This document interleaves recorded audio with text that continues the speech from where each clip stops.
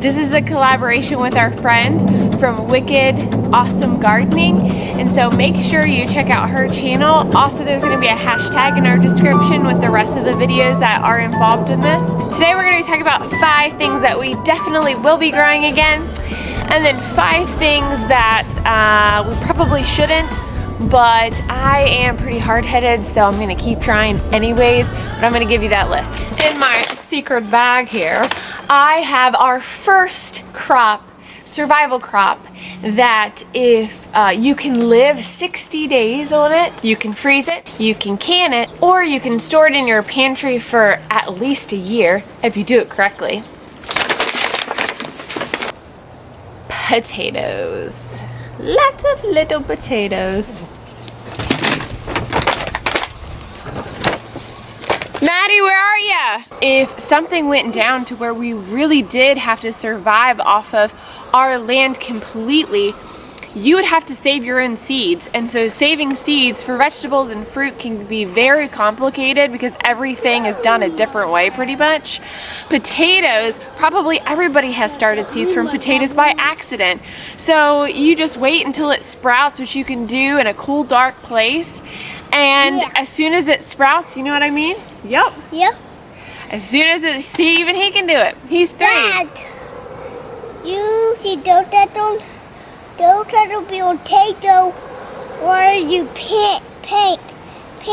Yep. You plant it right in with the sprout up. So if you had a big one with a lot of sprouts, you just cut it up.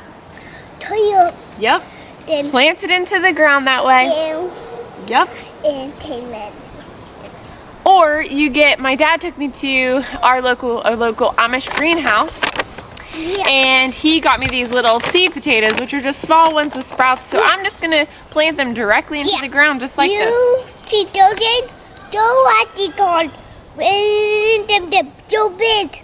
You cut them down, then you make them so big. You cut down tight. Yep, and you get them out the ground, right? Yeah. Good job. Boy, I need to walk the road. You need to go up the road. No. Where are you going?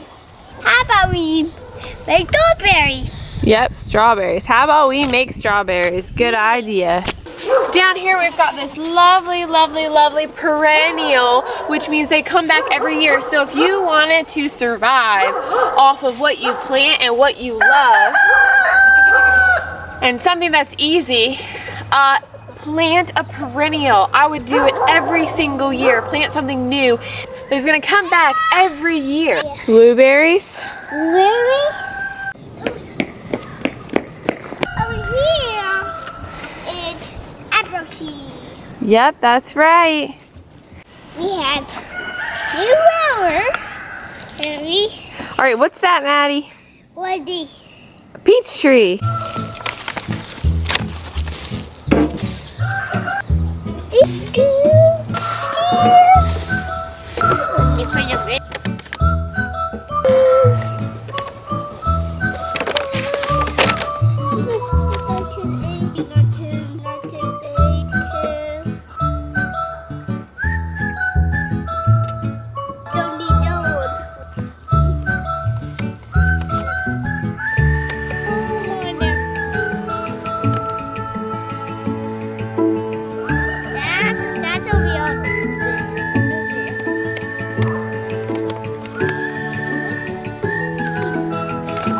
You want the rows to be 2 feet apart, and then the potatoes to be 1 foot apart.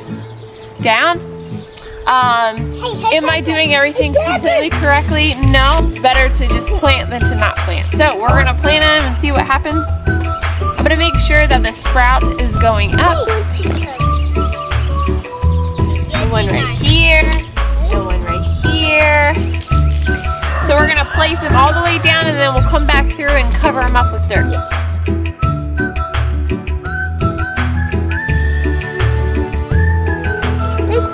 All right, here, put this in there.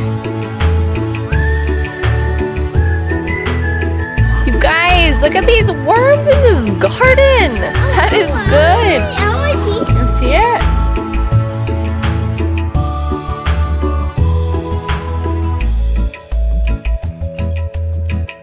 You having fun?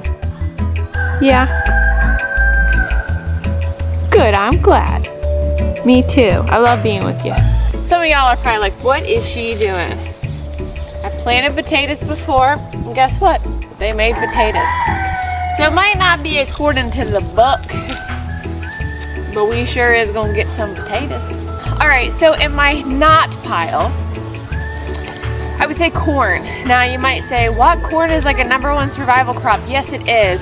But unless you have the correct amount of land for it, it's going to be very, very hard to grow because all of those little fibers on the corn have to be pollinated to make corn, a healthy corn.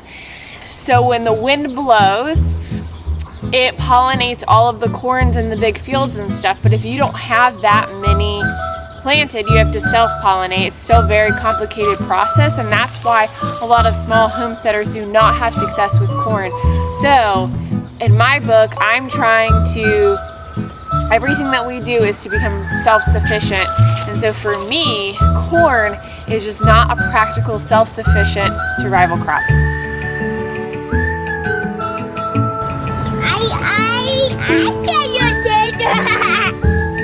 Number 2 of the not list would be cauliflower. I grew cauliflower so that I could make cauliflower pizza crust because it digests pretty well, but it turned out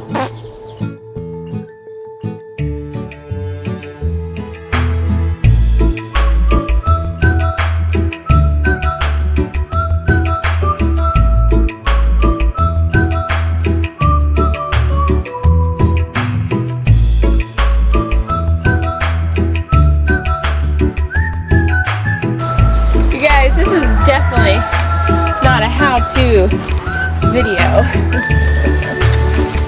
on planting potatoes.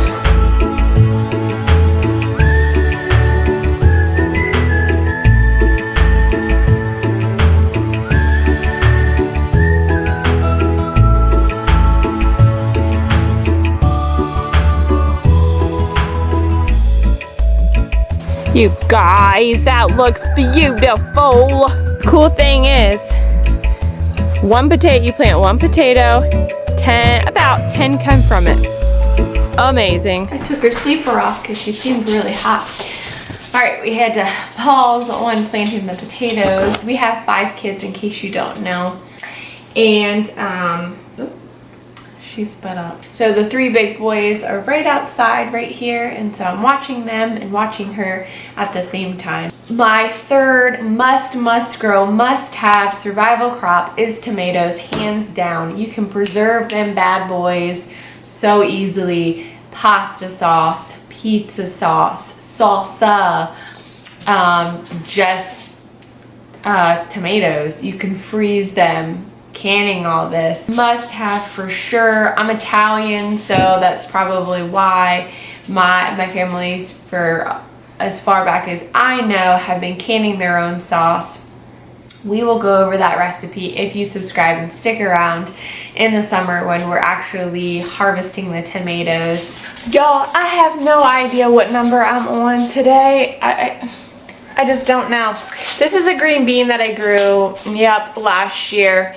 And I freeze them. You can easily can them, but I freeze them because we have power and we're able to do that. If you don't have power, you're off grid or whatever, then you can can them. But I freeze them because I cook them in my cast iron skillet and they're so crunchy and delicious, just like the day you picked them. I absolutely love to grow green beans.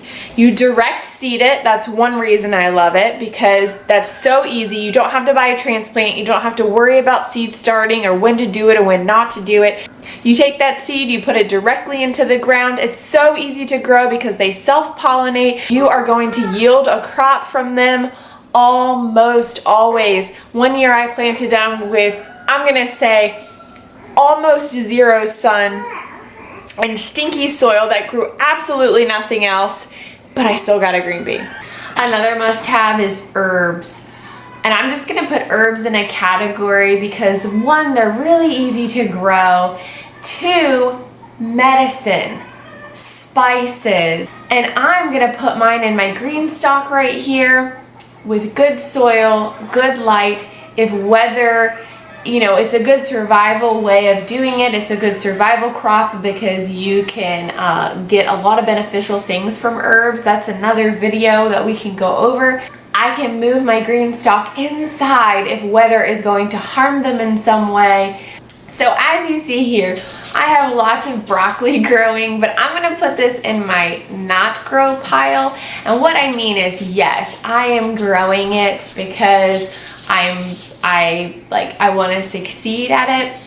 But broccoli is very iffy. So if it gets too hot too fast, it'll bolt too fast before you can even harvest it. If I only had a certain amount of soil and a certain amount of area in my garden, I wouldn't pick broccoli over one of my must-haves that I've mentioned. I'm all about what crops can we preserve throughout the winter. Lettuce is good to grow, it's fun to grow, it's very rewarding because you can cut it and use it immediately. But for a survival crop, it's good if it's summertime, but if it's wintertime, you won't have anything. And so broccoli is one of those things that are good because you can preserve it and freeze it. But just keep that in mind. At least for me, it's not the easiest thing to grow.